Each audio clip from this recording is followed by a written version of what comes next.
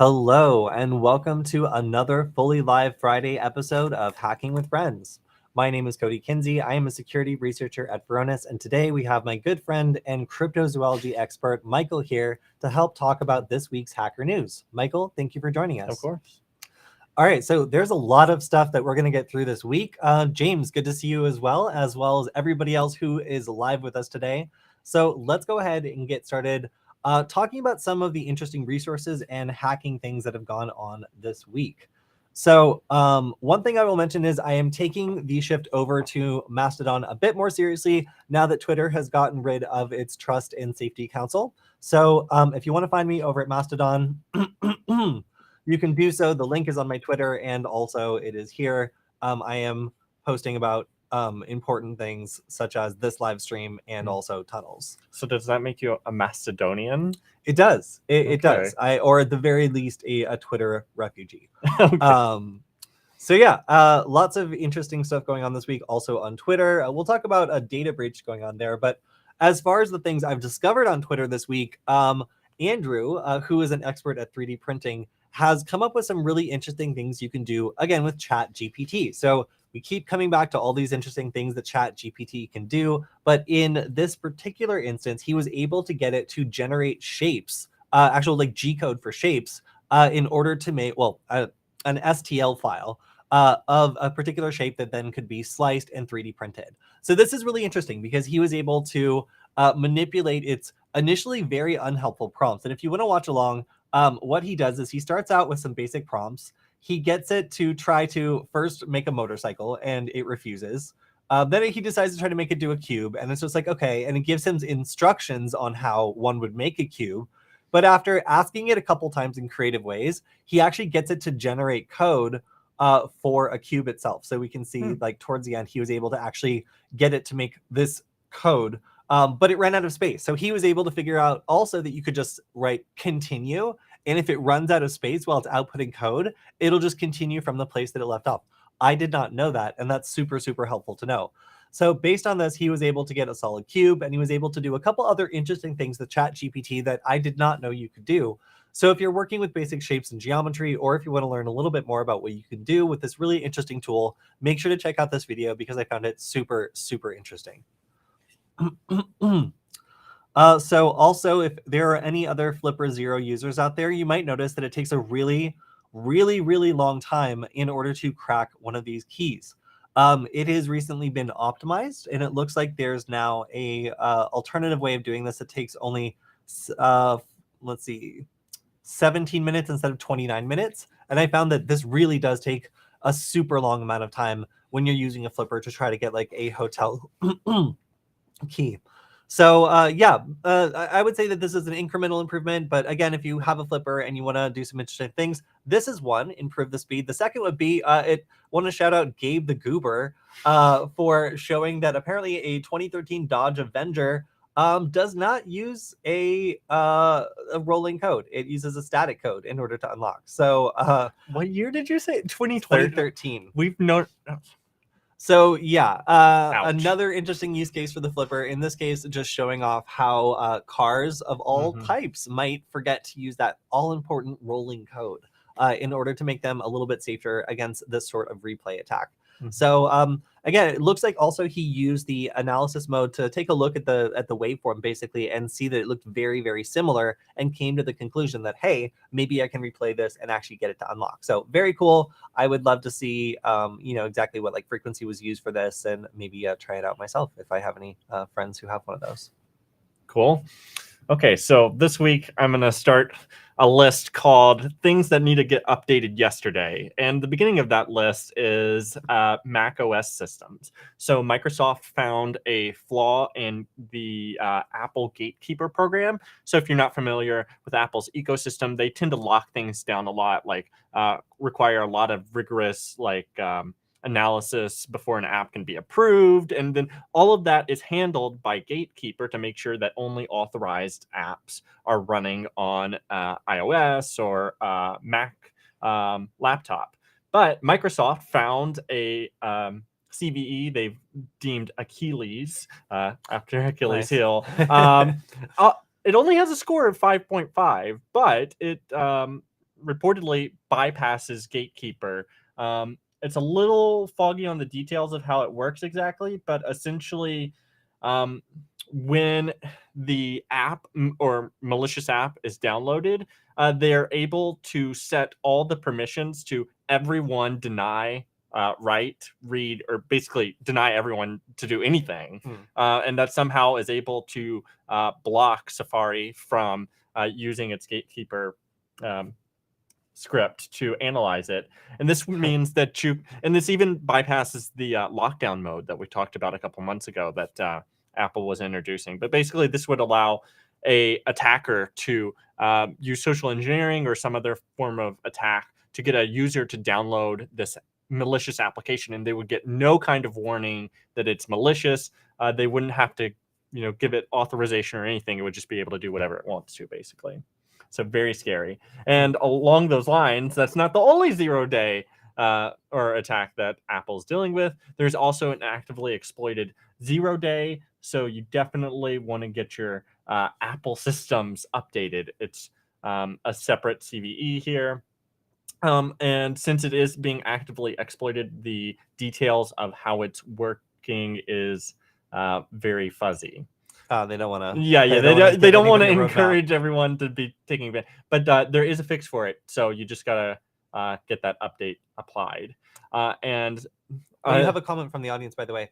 James says to look into the wild haggis problem. I didn't know sure he had a what problem that with means. his wild haggis, but it's well appreciated. Thanks, James. And also, you're welcome. The continue thing, Leo, was also brand new information to me, so I'm glad that was helpful. How did you say this is pronounced? Samba? Yeah. So Samba, like the dance. Yeah. Okay. So Samba has recently gotten 4 very severe CVEs ranging from 7.2 to 8.1. So if you have a Samba system, which is my understanding is it's a utility used to help operate with Windows systems when you're using Linux, and also used for Active Directory and file servers and things like that. So if you have that, definitely make sure you get that updated because those are pretty severe. And then I believe you were going to talk about Okta. Is that correct? Yeah, but not in that order. I was going to talk about something else. We can talk about Okta, but I want to talk about this other cool thing first that I think is way funnier. So if you were a Russian hacker with infinite skill and power, what would you do as a side gig? Well, these guys decided they wanted to hack the JFK Airport's taxi dispatch system and basically charge people $10. Okay, how did this work? Well, these hackers worked with 2 people who were local and explored a variety of different ways of getting into the system and finding a way to exploit it. Now, this system in the JFK International Airport is used to dispatch taxis, and typically a taxi will have to wait here for hours in order to get dispatched to pick up a passenger. Now, the hackers here focused on things like bribing someone to plug in a malicious USB drive, getting access to the wireless network connected to the system, and doing some other like sneaky things involving that wireless network, like stealing a tablet that was already connected in order to extract the credentials from it. In a way, they were able to set up almost like a little like startup business where people in a certain private chat were able to send their taxi medallion numbers to these middlemen who would then send it to the hackers and add it to the front of the line. They would pay $10, and basically the people who were taking the money would store it, send it to the Russian hackers. Apparently they sent about $100,000 and ran this whole system where on some busy days, there were hundreds of different people taking advantage of this private way of cutting the line. So they did about 2,500 trips per week. You can do the math on that and see that on record days like December 9th, the hackers helped with 600 trips in a single day. So at $10 a pop, that's actually pretty good. So it's also rather funny that when the middlemen decided to turn around and pay the Russians for doing this attack against the system, they marked it as payment for software development, which I will have to note is at least honest. So really interesting case here of a relatively benign system that was just bureaucratic and making a bunch of people upset getting hacked by people who are able to move certain people to the front of the line, inconvenience everyone else, and make a ton of money by going after something that seems as though it's maybe not that important, but actually controls a really critical thing in society, at least for a certain group of people who can spare $10 to not wait in line for hours. Yeah, I really like that one. I think it's very thrifty of them to go after something like this instead of like a high profile customer, because they were able to ride on this for a long time and they were able to make a lot more money than some of these like ransomware groups. Yeah. All right, so speaking of ransomware groups, most of the spray and pray attacks where people get a bunch of account information and try to log in using just common credentials or breach credentials rely on basic authentication or legacy authentication, which is enabled on lots and lots and lots of accounts. Now, many of these accounts don't even use it, but this basic authentication allows hackers to use a valid username and password to log into these services without any sort of 2FA. Now, most organizations have moved on from this, but there are still lots that have this enabled. So Microsoft is going to be turning this off in early January. And if you attempt to log in with basic authentication, you're going to get a HTTP 401 error, bad username password. So this is probably not that problematic because, again, not a lot of people were actually using this. It was just enabled by default or just turned on for legacy reasons. But they're going to have to transition to more secure ways of logging in because this represents a huge vulnerability on any system it's enabled on.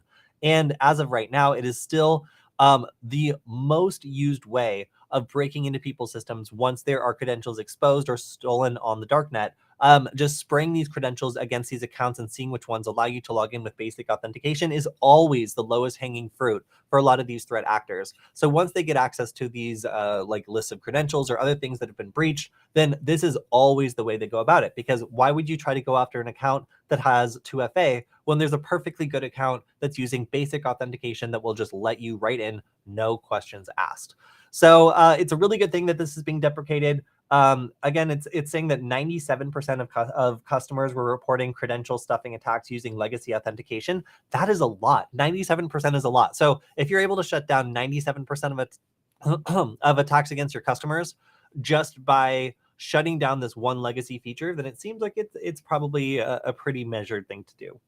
So looks like it will also allow you to turn it back on one time. So if you are somebody who's managing a system that only uses basic authentication or discovers this will be some sort of problem, you'll be able to turn it on one time and set everything up to not use it anymore. But after that one time, then unfortunately, you won't be able to log in again. So make sure you do that. And also make sure that you don't lock yourself out by just like hitting the next button and not reading that it will not enable it again after turning it on that one time. So yeah, big shift, but I think overall it'll help things for the better. Cool. So over on my screen, we have a good step that Gmail is taking. So, Gmail, like most other email services, is not encrypted or really secured in any way. So it is susceptible to like man-in-the-middle attacks or other attacks like that. There have been plugins or extensions in the past you can use for Chrome, which allow you to do things like PGP encrypted emails through your Gmail account. But now Google is entering a beta stage for client-side encryption. It's not quite end-to-end encryption. So the distinguishing factor is that the beta is going to be rolling out to educational institutions and business customers first, where you can sign up before January 20th for the beta. And as an institution, you will be able to generate an encryption key and then use that encryption key for all of the emails coming out of your institution. So, say our company, I believe the way I'm interpreting this is like all of our emails as a company would be using the same key, and that key encrypts the body and any attachments, but it doesn't encrypt the subject line or the recipient list. And also the distinguishing factor there is, since it's not end-to-end encrypted, say I sent out an email and then my boss Cody wants to read that email. Since he's in the same institution and using that same key, he would be able to do that. So it's not truly end-to-end encrypted, but anyone outside of the organization, if that they're not a recipient of the email, would not be able to read it. And Google itself and storage on its servers will not be able to read it. So pretty interesting, and definitely a good boon for anyone wanting to up their security posture. And speaking of needing to update their security posture, it's been a bad week for the FBI. Let's just put it that, or bad 2 weeks since it's slightly older at this point. But so the FBI has a security platform called InfraGard. This was started in the mid 90s, and essentially it is a platform, almost like a social media platform, but like just a communication platform for industry to be able to get in touch with the FBI and get updates and just generally coordinate cybersecurity postures and make sure that everyone's up to date. Well, a hacker, and this hasn't been fully verified, but a hacker claims to have been able to steal the identity of a leading CEO and then use that identity to apply for an account on InfraGard, get approved for that account, and then take all of the data publicly available or available within that InfraGard system. This includes the full names of all these CEOs and high-level individuals, email addresses, employment details, and various like social media and other links, as well as any public posts they've made within that system. And they're selling it for $50,000. So definitely scary. It doesn't, obviously it's not good that this was so easy to get compromised, but it doesn't seem that any like critical information per se has been leaked. Obviously the information that has been leaked is personally identifiable information that could be used for further social phishing campaigns and stuff like that. And the rest of the bad week for the FBI is a Russian hacking gang called Killnet has claimed to compromise some of the FBI database, including the database with information on some of its personnel, with over 10,000 separate individuals' records, including personal data, passwords, social media account, bank account details, all sorts of stuff. Again, this one is not confirmed, so it's we're not 100% sure that they actually have this information, but at least that is the claim currently. It's definitely a bad week to be working at the FBI, but I'm sure that they will catch these criminals eventually. Wow. All right. Switch to your screen. Yeah. So Michael, I've been getting some messages recently. It's something like this. I think that they're for you, and they say, let's see. Financially responsible for all service repairs. If you wish to extend or reinstate your car's warranty, press 4 now. Oh my gosh. Michael, are you trying to extend your car's warranty? What I used to love is when I would get scam emails and messages like that when I didn't own a vehicle, and I'm like, yes, that car that doesn't protecting exist. the value of my precious vehicle. Yes. Yeah, so if you have a phone, you've probably gotten a voicemail or 10 or 20 or maybe 100 from somebody who's trying to extend your car's warranty. Now, of course, this was a scam, and there was no real extended warranty. It was actually a service contract, which sucks and doesn't actually do anything. But it looks like a $300 million fine, which is a record-breaking fine, has been levied against the people who were responsible for this. So if you're wondering who was calling you, it was apparently Michael. Oh, a different Michael. Sorry. That's a different Michael. But like, are they all connected? That's what I get for having the third most popular name for like half a century.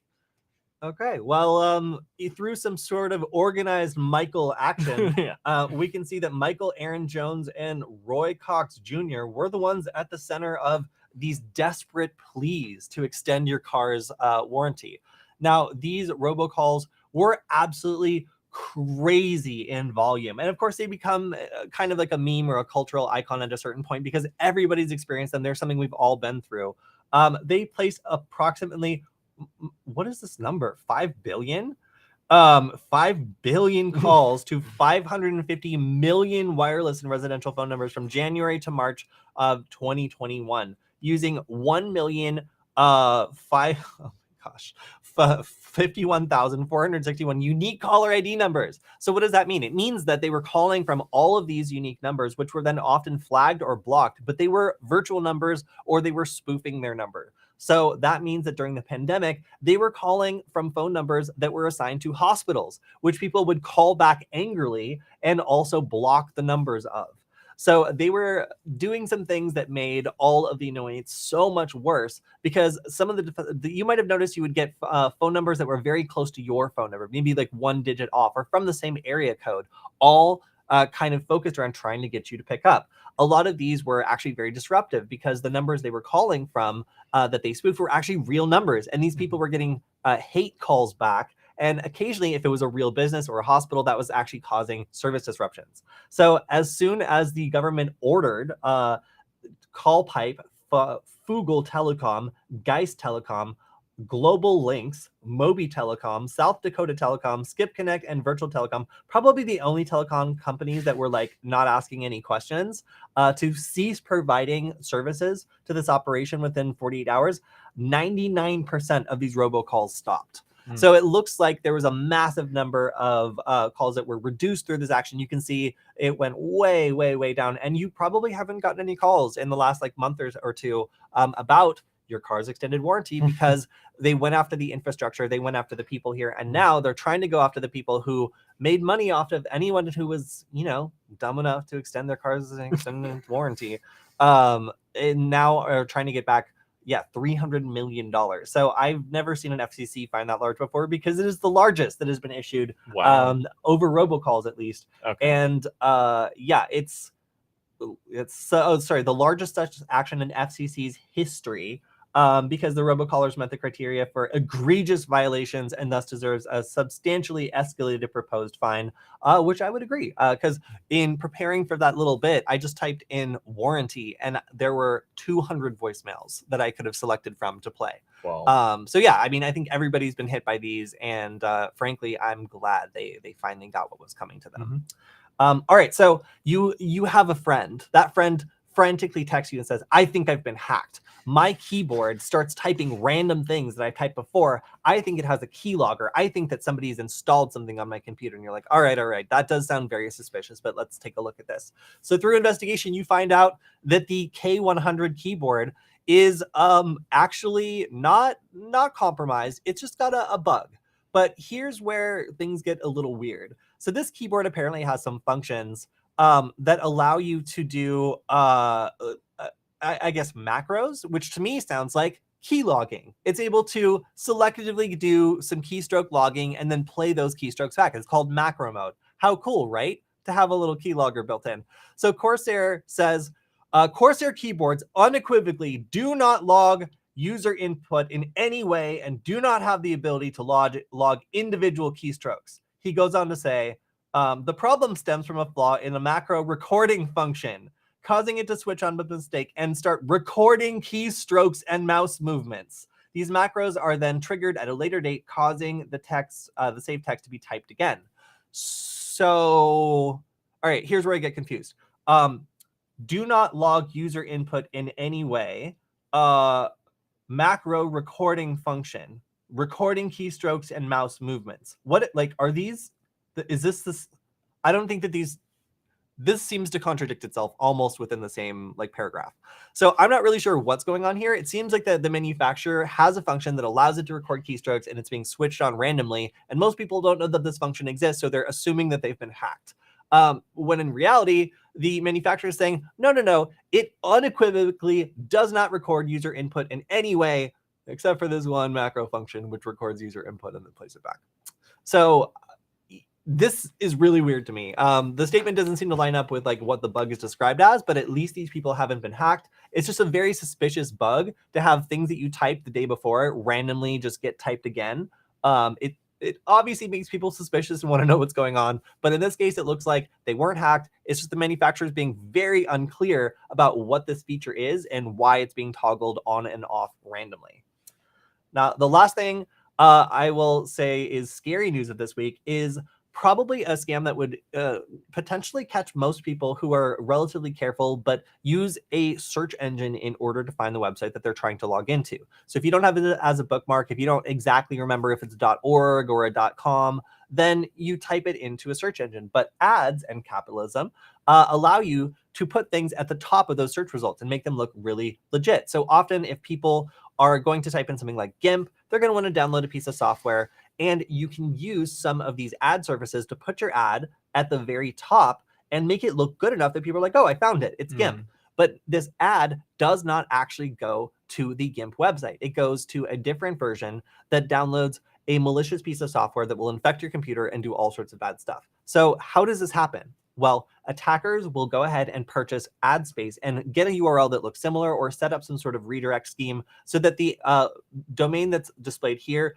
looks right, but isn't where you actually end up. So this is scary because we often tell people use a search engine to look up the proper URL of a service if you don't remember it. But now, thanks to abusing these ad services, hackers can make it so that the first thing that pops up is actually a malicious program waiting to be downloaded to your computer. So be really careful when clicking these links, especially if they say ad next to them. If it says ad, that's not a real search result. It's a result that somebody paid to put there. And if that person was a malicious actor, then you could be looking at something that looks really similar, but is actually downloading a malicious piece of software instead. Yeah, and what's really confusing about those sorts of attacks is you will frequently see large companies put ads even when, so like say GIMP was a company and they wanted to make money and they had a bunch of competitors, they would put ads on their own company search, because a frequent tactic is for other competing companies to target ads. So like when you search for GIMP, like MS Paint might put an ad there or something, whatever competitor it has. So it is definitely confusing because you would expect these ads. Yeah, absolutely. And again, most people, when they see what looks like the right URL at the very top, they click on it. They don't think like, oh, it's an ad. If it looks right and that's what you're looking for, then most people will just click on the first result. And that's why, by the way, do you know what the name of this type of attack is? Typo squatting attack, sort of? SEO poisoning. Oh, SEO poisoning. Okay. So using search engine optimization to boost malicious results to the very top of the search index goes after random search users. So it allows your victims to become people who are just searching for a specific result. Fascinating. Okay. On my screen. So if y'all haven't heard, there have been a lot of attacks targeting GitHub and GitHub repositories recently. So in 2023, next year, GitHub is going to start rolling out 2FA as a requirement. It's initially only going to be a requirement for a subset of users, but this, I think, is something that's really a beneficial improvement, and I honestly think it should be required sooner than that, based on the number of GitHub repositories we see get compromised. Now, obviously, two-factor isn't foolproof, but a hardware key two-factor is pretty darn safe.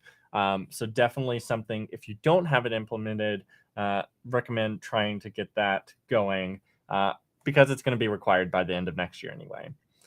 And then next story we have here is swatting. So swatting's been around for a while and we've all heard about that. But what's interesting about this case is the two individuals charged were using Ring cameras. So Ring is well known for its integration with public police agencies and stuff like that. I forget what they call the program, but they're trying to use it to increase neighborhood safety and those sorts of things. However, these two individuals were able to compromise people's, I believe it was Yahoo emails. It doesn't go into how they were compromised, but I would assume either like a password list bought online or some sort of social engineering attack. But so they compromised these Ring cameras, then were able to identify the location where the Ring camera was, then call in a fake police call. And then when the law enforcement would get there, they would not only heckle the residents of the place, they would use the speaker on the Ring camera to heckle the police as they were entering the premises. Now, obviously, these two individuals got in a lot of trouble for this once they were finally caught. I believe they were able to perform this attack like 12 times before they ultimately got caught. But it is not going to be a good day in court for them. They're facing multiple felony charges, including aggravated identity theft, I believe it is, and multiple other charges. Hi, Adam, also. And then Righteous Allah asks what our favorite wireless network adapter is and if we can cover a Wi-Fi pineapple. Yeah, we can cover one sometime. However, for our favorite wireless network adapter, I'm just going to point you towards the Kali compatible section of the Alpha Wireless Network website. I think that they have a really good lineup, and my favorites are always the ridiculous ones, honestly. The ones that are like not subtle and like designed for boats. Those are my favorite. Like the Tube U is my personal favorite for performance. But if you're looking for something else, I recommend checking out those ones. Yeah. All right. So got some more interesting news stories. So one of them is just a kind of a sign of the way that these sorts of criminal environments are growing and becoming more advanced marketplaces. So Vice Society is a ransomware gang that is mostly been using other people's stuff for quite some time. They use encryptors that are common across a wide variety of ransomware families. And that means that they're using pieces of code that work really well and have established histories, and they don't need to make their own stuff. Now, it looks like they've now updated some of their encryption scheme to use some very, very fast and very modern encryption that allows them to speed up how much they can encrypt and has all sorts of interesting optimization built into this. Now, why is this interesting? Well, because these sorts of criminals are typically not the ones that are, have like computer science degrees or like, really have formal backgrounds in this sort of thing. So all the neat, cool, interesting, useful upgrades and features that somebody who did have one of those computer science degrees and experience doing this sort of thing would really require a lot of energy and effort from them. It would take a long time, and it's really not worth it for them when there's already things out there that are working well enough. So in order to get an upgrade, they would need to find someone who makes this sort of stuff for a living. And that's exactly what it seems as though they've done. So this ransomware gang has went and spent some of their profits on massively upgrading the teeth behind their programs, their things that they're using with their affiliates. And this is good for them because it's using a couple things that we've covered before, like partial encryption, in order to speed up the way this works. So let me see if I can find the rules, because they're actually quite interesting. So one of the things that happens is if you have a lot of data and you need to encrypt it before something catches on, you need to do it fast. So one way that you can do that is intermittent encryption. And what that means is that in this case, files smaller than 5 megabytes are fully encrypted. Files between 5 megabytes and 100 megabytes are encrypted partially. It breaks them up into 2.5 megabyte chunks and skips every other chunk. Now, if you have a file and half of it is encrypted and half of it isn't, and those halves are randomly spaced in the middle of the file, that data is junk. You cannot recover that. Like it's destroyed so much of the data that it's not going to be useful to you anymore. Files bigger than 100 megabytes are broken into 10 evenly distributed chunks, and 2.5 megabytes of each chunk is encrypted. So this is really interesting because they've developed a set of distinct rules for processing data to destroy just enough of the data for it to be unrecoverable without extensive amounts of energy, but also optimizing the way that they're going after this data and the way that they're actually encrypting it. So these sorts of upgrades, including using the whole processor of the victim's computer, multi-threading, and all these other things that speed up the process of encryption and make it harder for a victim to recover their data, are part of the upgrade in tooling. And what's interesting here is that there's a lot in common between this group's tooling and some other groups that are doing relatively the same thing. So that, I think there was like 90% code similarity or something like in one of the analyses they did. Yeah, here we go.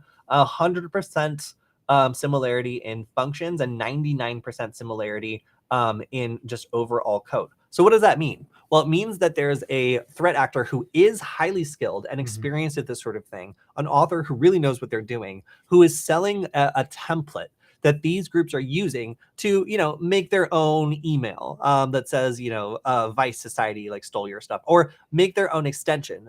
Now it appends the .vice society extension to all locked files. A little bit of branding there to make it look like, you have your own stuff. While still making it so that they don't need to expose their own source code. They can buy the source code from somebody else and then use that instead.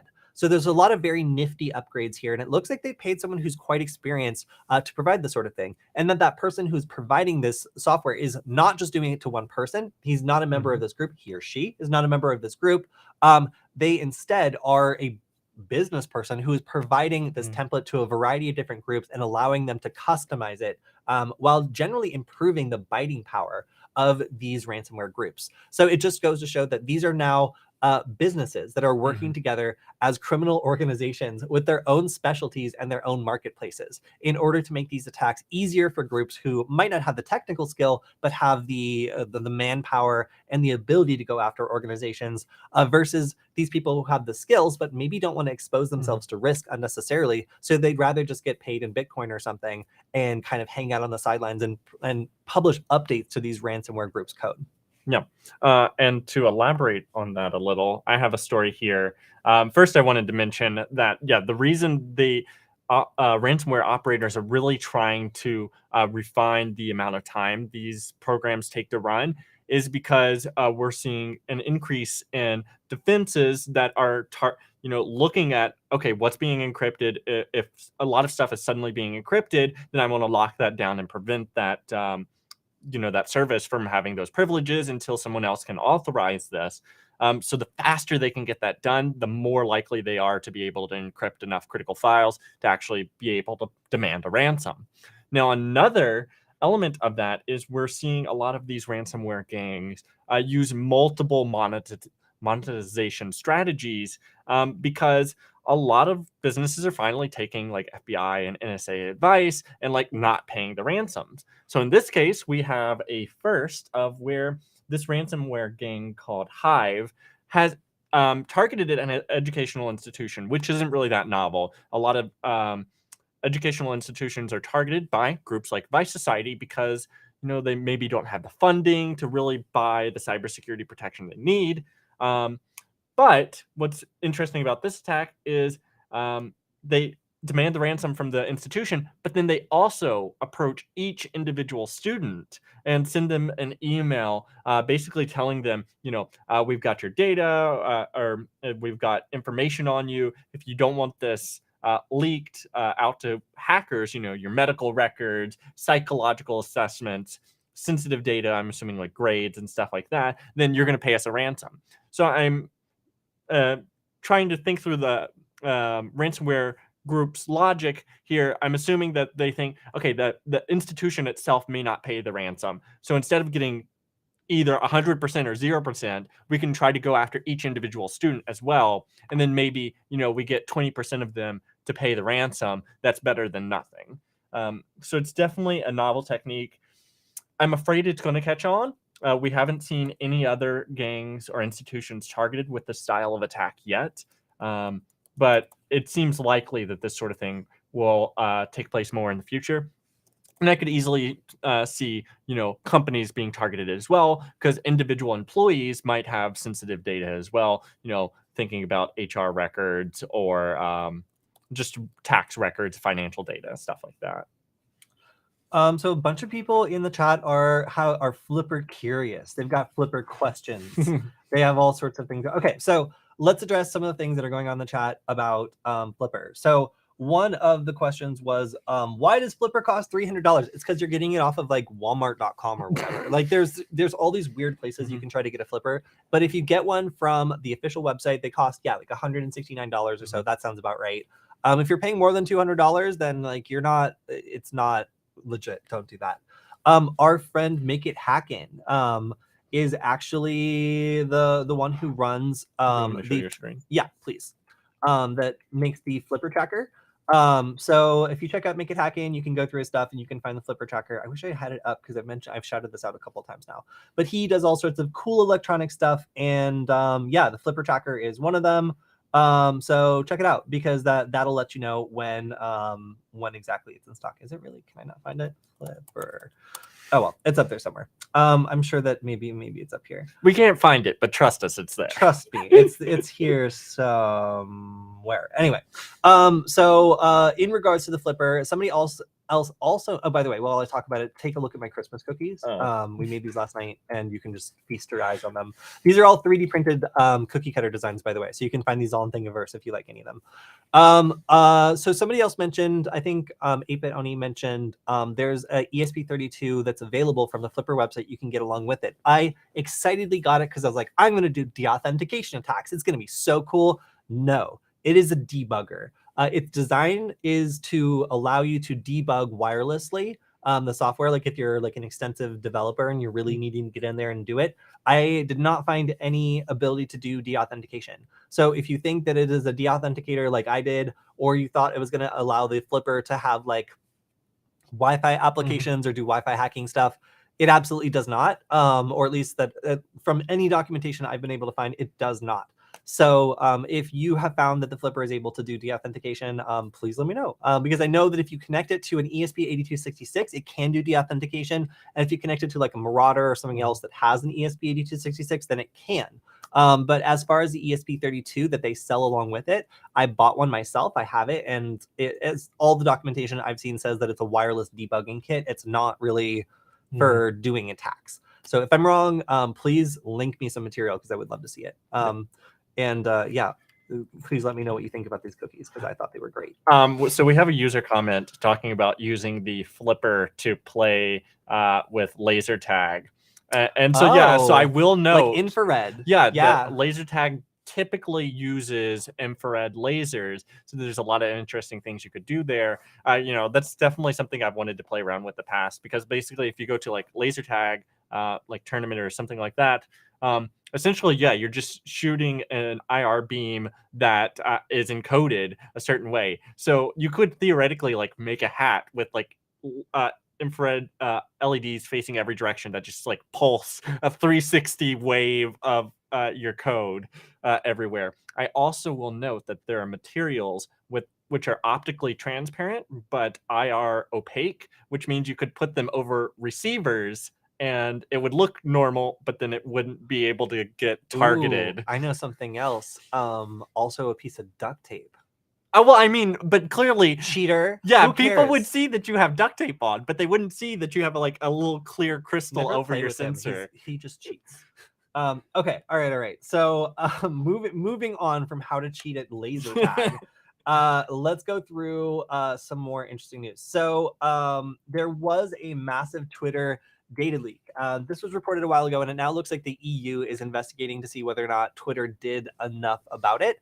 This exposed a lot of user details, including email addresses and phone numbers. Some of this data had already been exposed in earlier scrapes and attacks against vulnerable Twitter APIs, but it looks as though that list had been enriched with even more data that was exposed recently. So also I love that basically every time there's a breach, the person selling it has an anime avatar. It's the default. Yeah, it's just great. Well, that one's not the default. No, they're not default. Yeah. They're like there's another person that is also breaching data in a later story that also, well, you'll see. All right, so let's talk about LastPass. So LastPass is not having a good week. It looks as though their cloud storage was compromised. And what that means is if you have a LastPass account, they kept a copy of your data in cloud storage, and most of that data was encrypted with your key.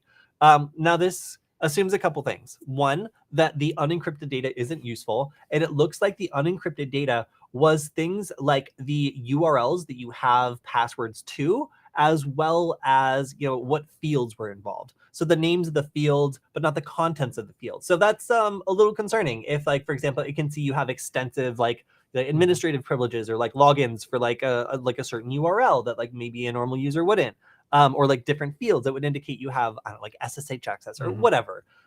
These sorts of things are problematic because it lets people know about the substance of your account, if not the actual specific information. And the second thing is that it assumes that you are following the best practices that LastPass puts out for your master password. If you're not, or if you reuse that password literally anywhere, then you could be in pretty serious trouble if you use LastPass. Now, let me explain exactly what I mean. If you use a dumb password, or if you're just a little lazy and you reused it somewhere else, then if the attacker was able to get access to that password and brute force your LastPass information that they managed to compromise, then they would be able to basically fill in those fields and get access to your password vault. That should never happen, obviously, but it looks as though somebody's put a lot of energy into making that happen. So if you used a weak password, or if you reuse this password anywhere, then it looks like there could be a pretty serious problem on the horizon for people who use LastPass.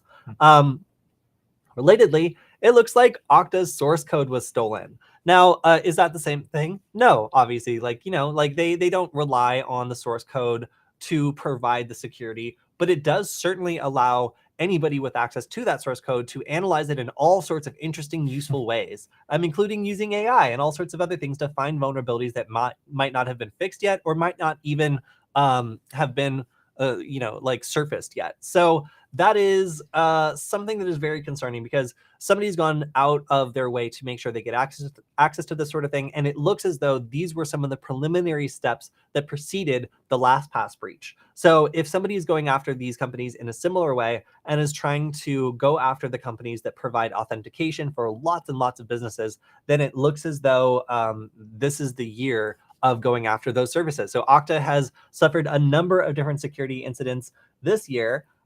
They had a similar incident with their subsidiary Auth0 or Auth0. They also had Lapsus claim earlier this year that they had access to their administrative consoles and customer data, and posted screenshots on Telegram. Obviously, that didn't look great. And then they acknowledged the hack, saying that it had in fact occurred.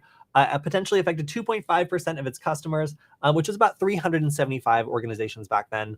And they delayed the disclosure of that for a while, which they admitted was a mistake, and said that the breach had originated at a third-party contractor who they proceeded to throw under the bus.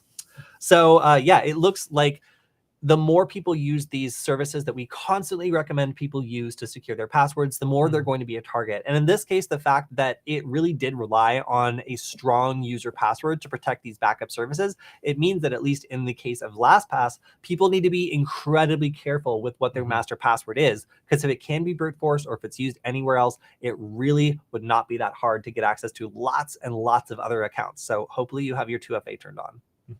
And we are almost out of time. So do you have any final stories? Yeah, so we've got one about Comcast. So Comcast Xfinity had a 2FA bypass that allowed people to do these spray and pray attacks we've been talking about basically the whole episode.